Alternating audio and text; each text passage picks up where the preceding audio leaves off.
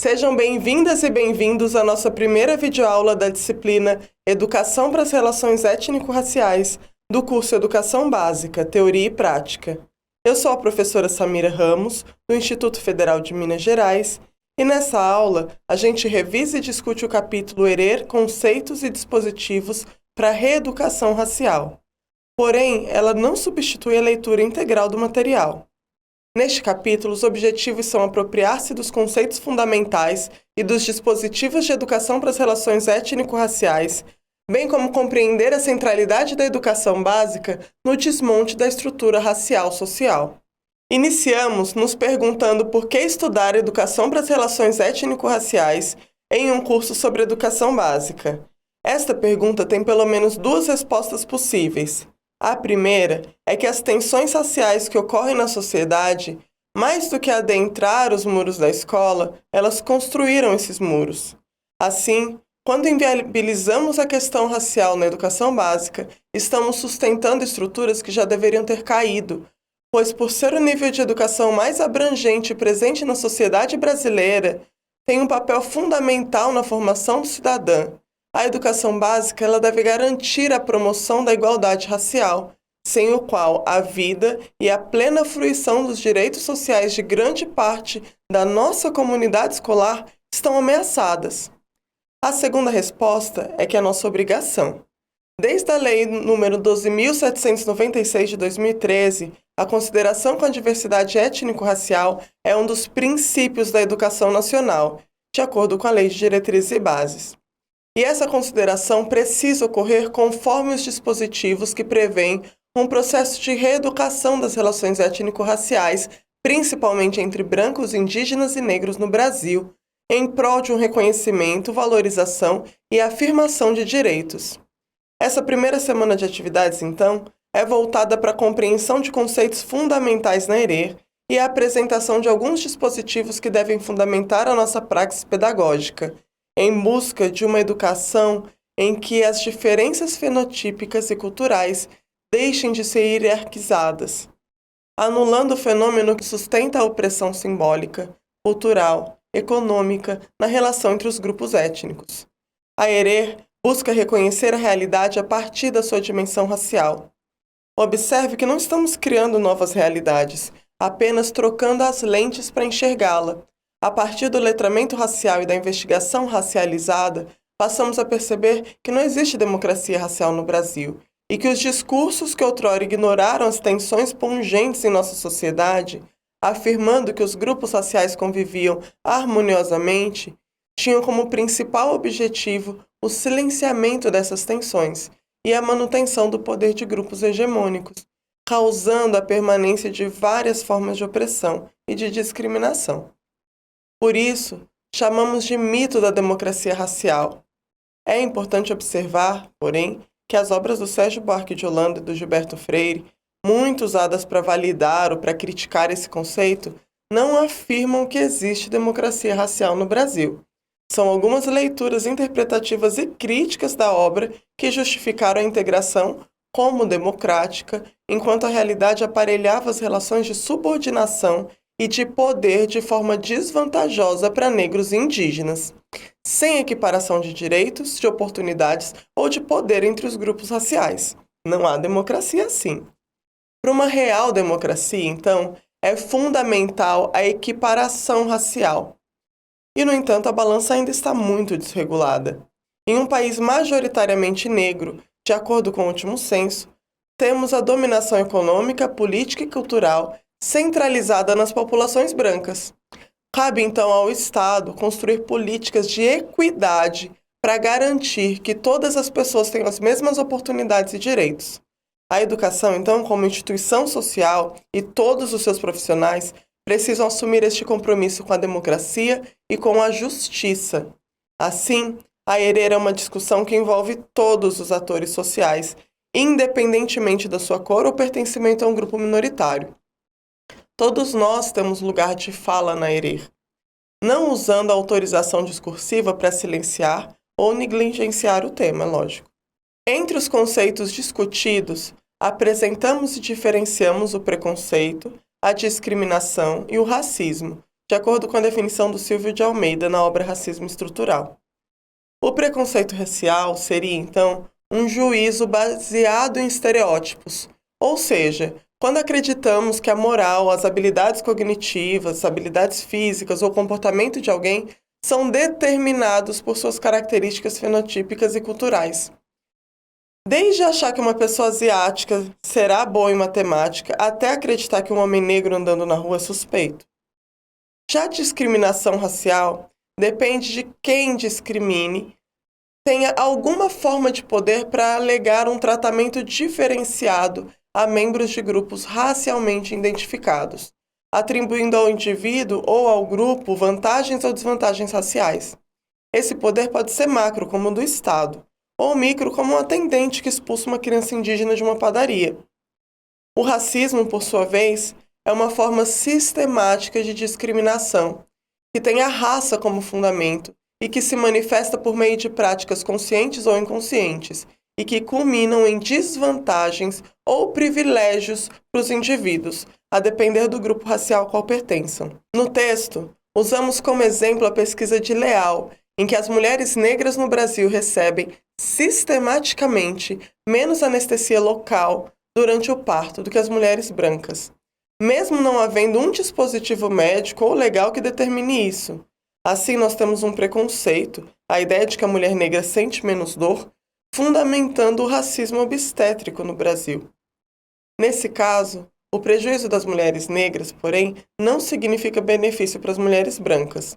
Mas há casos, como uma vaga de emprego em que necessite de boa aparência, em que o racismo traz desvantagens a um grupo e termina por beneficiar outro grupo étnico, na concorrência da vaga.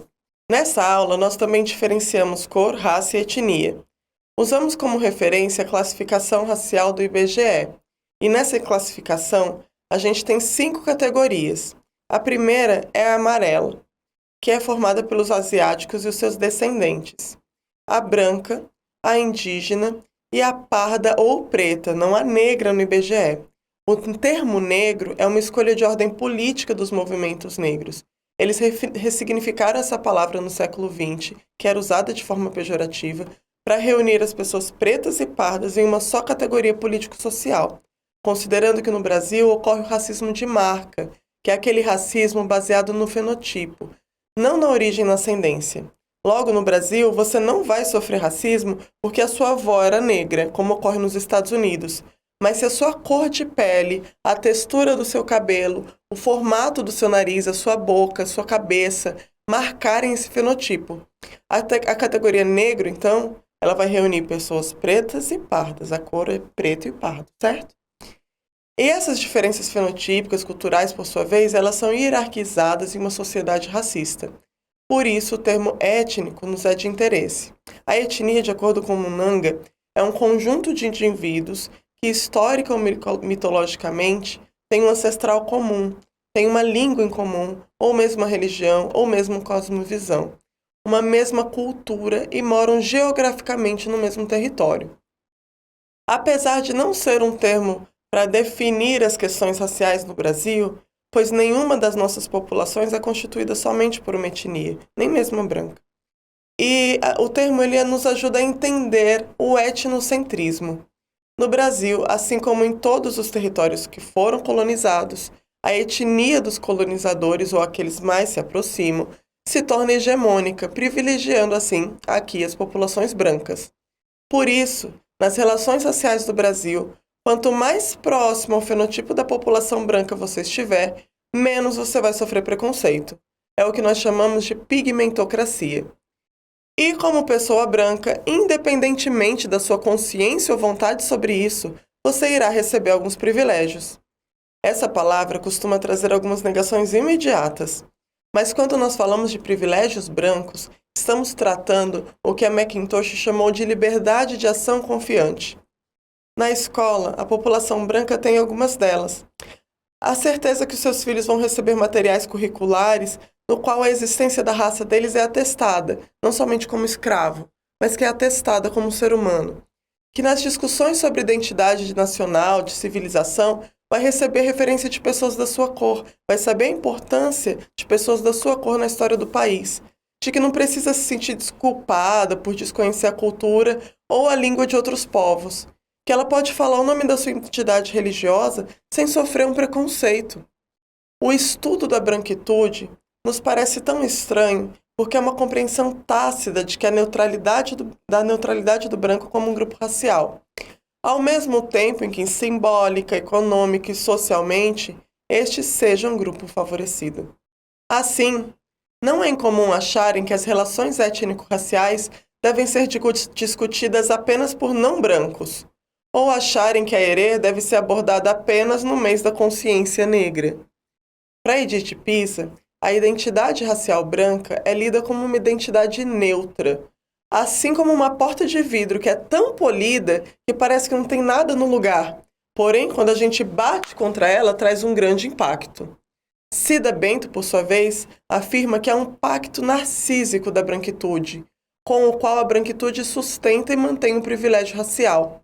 Nesses pactos, nós temos a manutenção do poder simbólico, como a naturalização da representação do branco por décadas em todas as peças publicitárias, nas novelas, nos cargos de poder, mesmo em uma sociedade que é majoritariamente não branca. Apontar essa realidade ou criar mecanismos de equiparação para os não brancos leva uma sociedade ainda estruturada dessa forma racista a criar outras estratégias de manutenção desses privilégios, como, por exemplo, qualificação reacionária das práticas de promoção de equidade racial como racismo reverso. É uma estratégia discursiva que vai vitimizar o branco como sofredor de uma nova ordem em que a sua raça passa a sofrer opressão por outros grupos raciais. Como vimos, é até possível uma discriminação negativa da pessoa branca, individual ou coletiva, mas devido às constantes e às sistemáticas discriminações positivas autopropiciadas por as pessoas brancas durante toda a nossa história, do qual essas pessoas ainda recebem privilégio, o racismo reverso não se sustenta como um processo factível. Assim, as cotas raciais não são uma forma de racismo reverso, mas uma política de reparação que visa igualar as oportunidades anteriormente negadas também pelo Estado às populações negras e indígenas, como nós vimos no tópico sobre legislações. No final do século XIX, as pessoas escravizadas eram proibidas de frequentar a escola pública, de acordo com o artigo do Decreto 1331, lá em 1854, que regulava o ensino primário e secundário, e o Decreto 7031, de 78, que criou os cursos noturnos, determinava que poderiam se matricular nos cursos apenas pessoas do sexo masculino, livres ou libertos, e não poderia se matricular pessoas que não fossem vacinadas e portadores de doenças contagiosas. Então, o próprio Estado criava a forma de discriminação. E o fim de escravidão no Brasil também não foi um processo de consciência unânime de o quanto era perverso o regime escravocrata.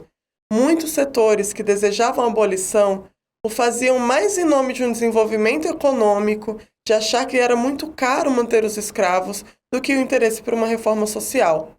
Então, a Lei de 3.353, conhecida como a Lei Áurea, ela foi assinada depois de muita tensão e extinguiu a escravidão do Brasil, mas não deu nenhuma forma de reconhecimento, reparação àquela população escravizada. Apenas em 1951, a lei conhecida como Afonso Arinos incluiu como contravenção penal a prática de atos resultantes de preconceito. Então, observem, não houve nenhuma forma de reparação e os preconceitos permaneceram acontecendo em nossa sociedade e não eram nem mesmo crime. Você manter uma criança negra fora da escola pública não era considerado crime até a década de 50.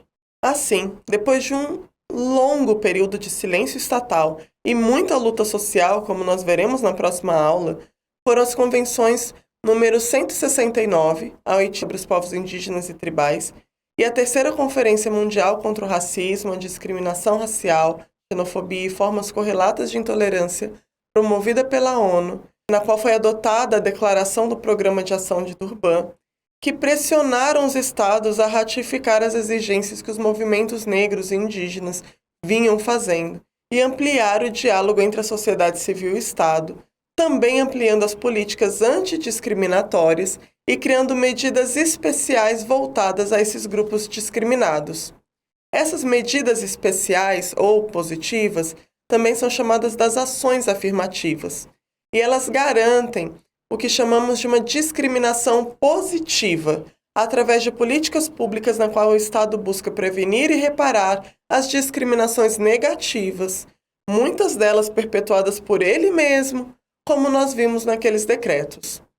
Um exemplo dessa ação positiva, dessas ações afirmativas, é a Lei 12.990 de 2014, que tem vigência de 10 anos, logo será revista, que garante a reserva de vagas em concursos públicos.